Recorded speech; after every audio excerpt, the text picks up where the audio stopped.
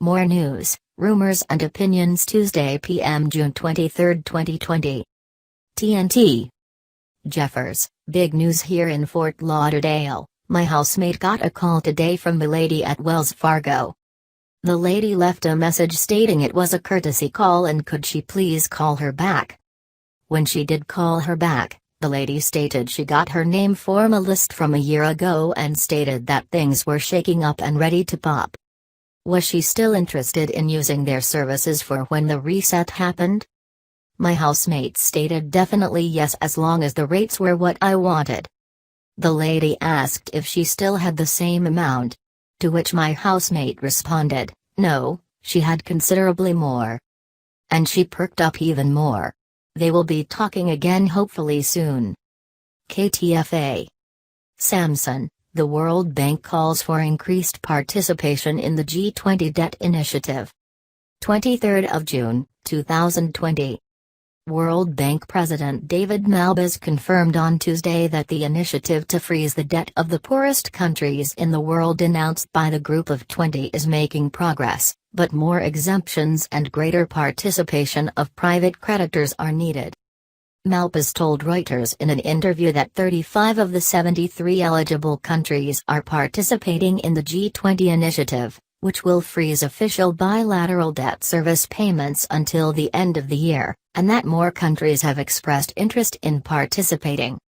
The World Bank database shows that the initiative to suspend debt service payments will provide up to $12 billion that countries can use to deal with the economic and health burdens of the coronavirus pandemic.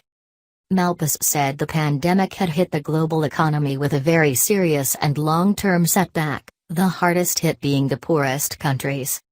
He added that the initiative, agreed by members of the Group of 20 and the Paris Club of Creditor Nations in April, was helping the poorest countries, but more steps were needed to prevent the economic crisis from increasing poverty rates. He did not endorse calls by African and other countries to extend the suspension of debt payments until 2022 and cancel some debts, but he said that further steps would have to be taken.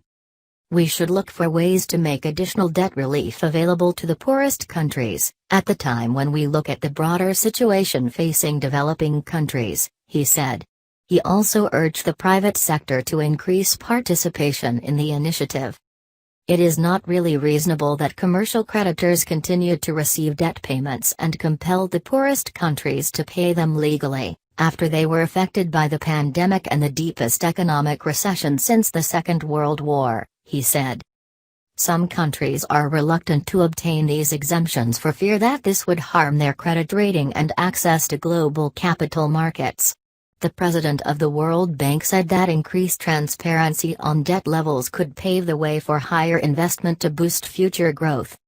The initiative is part of efforts to revitalize the global economy in light of the outbreak of the coronavirus, which is pushing the global economy towards the largest slowdown since the Great Depression of the 1930s. It coincides with widespread criticism, some from many of the G20 countries themselves, of U.S. President Donald Trump's decision to temporarily suspend WHO funding because of its handling of the COVID-19 pandemic, which has killed nearly 500,000 people so far. Link. Courtesy of Dinar Guru, www.dinarguru.com.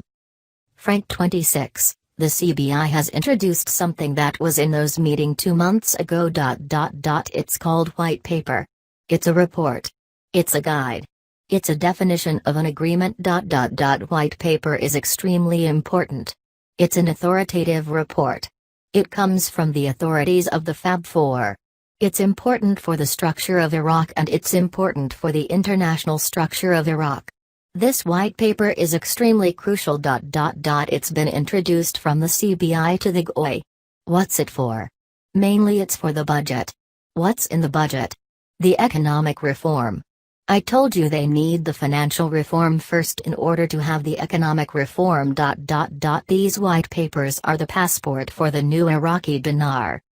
Walking stick, via Frank 26, these white papers are the end result of when they have pulled the trigger of the monetary reform. The white papers have the rate and the date. Reference Frank 26 June 23, 2020.